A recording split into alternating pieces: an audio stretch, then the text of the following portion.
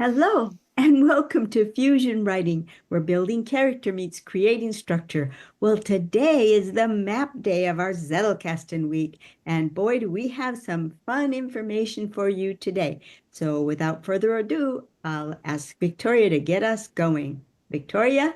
Hello, everyone, and welcome back. Okay, so we've spent some time over the last sessions talking about making an offering to your reader, bringing them into your story, promising them something that's going to be a great read, and then building in milestones and discoveries that help drive that story and those characters forward. With that in mind, let's take a look at what happens when maybe you've drafted out a scene or you've jotted down some notes and you're thinking, this could be really good, but I'm not quite sure how I need to use it. What do you do with that stuff?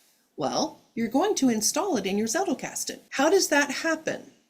Let's take a quick excerpt from my novel, The Conjuring Stitch. I'm taking this out of chapter 1 of my Zettelkasten for Fiction Writers book, which is almost finished. And I want you to look at what this looks like in the workflow process from the written draft into the note cards that go into your Zettelkasten.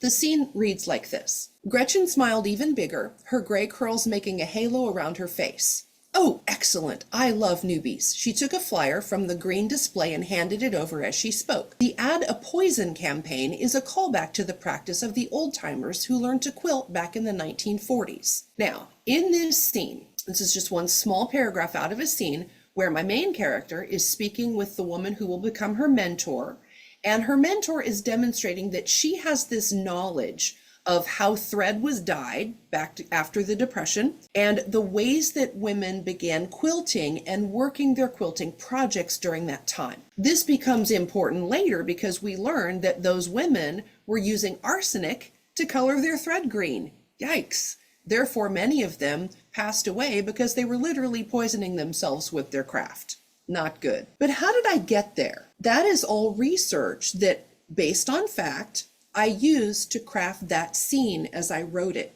So for example, if you were to look at this excerpt, you would see that in the draft, I highlighted the words, add a poison campaign, because that's telling me that's an important detail.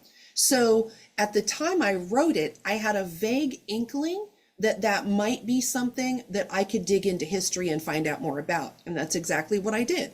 That's how I built my note cards. I learned about the arsenic. I learned about the other ways that threads were dyed that often brought harm to the women who used them. And I learned a lot about quilting during that era. So all of those important details were packed into my note cards.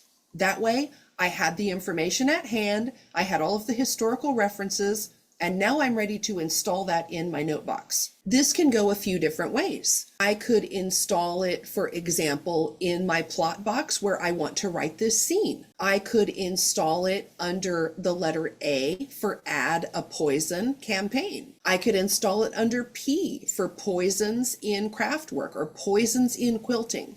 See how I start to take that one phrase and I just pick it apart, use those keywords, and then attach it alphabetically to those keywords in my index.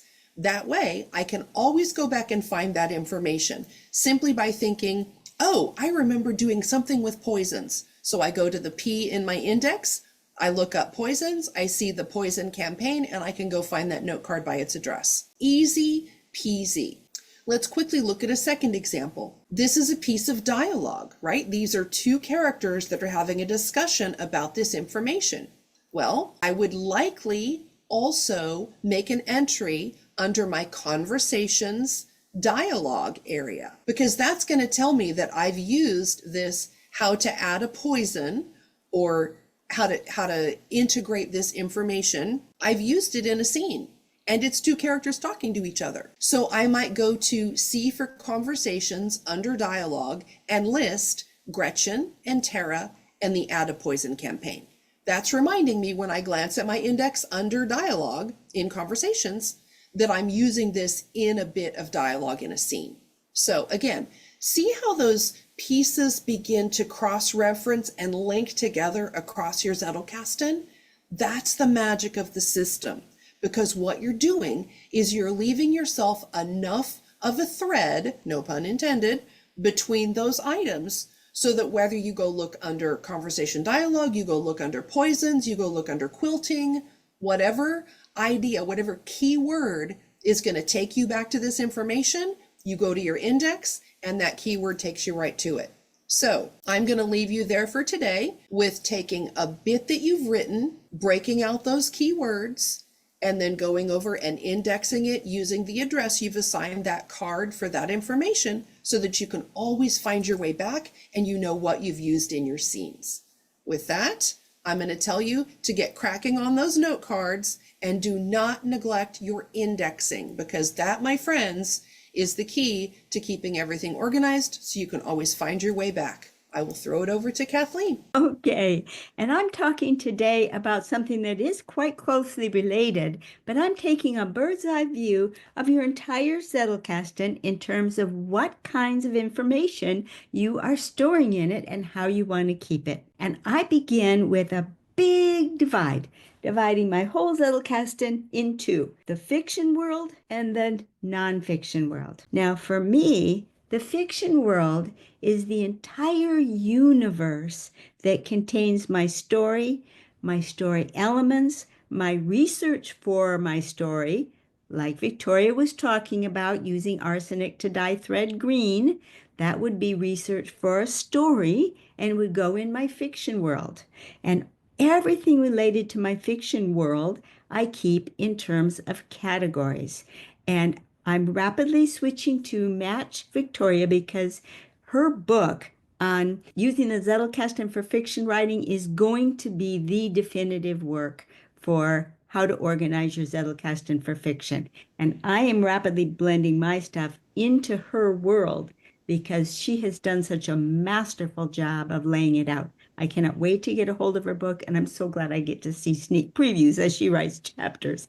Hint, come on over to LiLLiPub and you can actually see them too. First thing first, Victoria was talking about indexing, so I'm going to mention that first. Anything in my fiction world is going to go on a full page alphabetic dividers so that I can find everything in a glance for my whole fiction world. Everything in my nonfiction world, when I index it, it's going to go on alphabetical cards A to Z. It'll be two completely different kinds of indexes. So what's going to go in this area when I study the character traits themselves? That is in my entire world. It's not for my fiction writing. It's what I love to do. Anything that I may study about other passions in my life will go into my world in my A to Z, which I consider my real world area. I will probably also put in my real world area all the cards that I make from Victoria's book on how to write, because that is separate from what I write. So I would keep that very careful divide between the two. So then the cards and where they're going to go in the fictional world, Victoria will guide you through that very, very beautifully, and I will defer to her. Basically, the 1 through 5, 1,000 through 5,000 for your research categories, and then going on beyond that for the writing that you do. In my other world, I'm dealing with the world of ideas, and I would like to share with you a whole different style of Zettelkasten card. This is the kind of thing that I teach in my various podcasts on the Zettelkasten, and I would especially recommend to you my minimalist series, which you can find under my YouTube channel at Kathleen Spracklen. And this is a little bit of a most foundational element of the Zettelkasten for me when we're talking about the real world side of things, information that you want to know and keep. As I said, Victoria is the champion of the fiction world. So now I'm going to share with you a card. So I'm going to go over to my down-facing camera so that you can see what I have to share here. Okay, this is the format that I use for cards that I add to my Zettelkasten, information that I want to keep for myself, my real world information. I always begin with a thought or an idea that I want to capture and remember. This would be a thought or an idea that is novel to me and interesting to me, and that I find valuable enough that I want to keep a hold of that idea. So I generally write that in black ink to keep it separate from my reaction, which I always also add to the card. What does this idea bring up for me? What feelings does it bring up? How does this relate to my life? Why do I want to remember this? So I always, from the source of thought and my reaction to it. Generally, I like to indicate what the source was so I don't forget where this idea came from, the book and page number if it's a book. I kind of like to write the date. I'm not always consistent about doing so, but I think it's valuable to know when I added the card. And then up at the top, this funny thing that I call the tagline. The tagline is a very important line for me because it captures everything that's present on this card in one line so that when I read that line, it brings back the whole card to me. And then finally, it's going to get a card number when it gets added to my system. So let me give you an example of one of these cards, which is drawn from my book. It's the character traits fall into 4 natural groups. We've talked about those. Remember, those are resilience and balance, insight and empathy. Each deals with a universal struggle. So here's my tagline. Taxonomy of the character traits are organized by the struggle. So then those individual cards get filed into my Zettelkasten. They get assigned a number, and then all of the key words in that tagline go into my index. So I keep those basic sections distinct, and I might invite you to do the same if you are busy gathering cards for your Zettelkasten. Care to sum us up, Victoria? As always, I love how nicely these segments dovetail together. So on the one side, I've walked you through how to distill a scene down or a draft down and get that into your cards and into your index so you can always find your way back. On the other side, Kathleen has shown you a high level of what the environment looks like.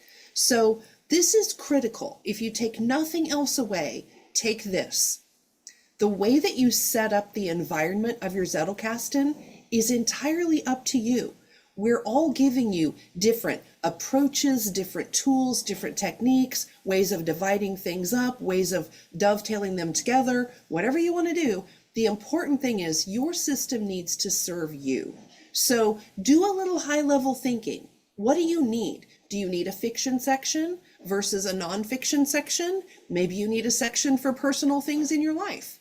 Maybe you want a section as a reader, sneak preview, spoiler alert, how to Zettelkasten a piece of fiction. I'm telling you what, guys, just do a little bit of that thinking and decide what sections might serve you the best. Make those your big buckets and then get busy building your system. You can't go wrong. You can't make any mistakes. And you can always straighten it out later if you go a little bit off the rails, because trust me, we all have. So watch this episode over again. Listen to the way that Kathleen walks you through what those buckets look like, and then get busy making those cards and getting them installed. Because at the end of the day, it's all about getting your writing done. So set up your system, dive into it, and let's get that writing done. And then join us over at LiLLiPub and share what you've written so that we can work with you to get your writing completed. Yes, please join us at LiLLiPub.org. We meet together every Saturday in our Fusion Writing Group, so you have a chance to get individual attention and individual assistance with your writing. Now, can you imagine that for $8 a month? Personal writing training? That's incredible. You won't find it anywhere else. If you look at other writing groups, you're going to see thousands of people where you have to read hundreds of papers of other people's writing before you get any little bit of snarky criticism back for your writing. This is just the most amazing place to have your writing cultivated and trained and grown in maturity. So please join us at LiLLiPub.org, and we'll see you over there. Thank Bye-bye. you.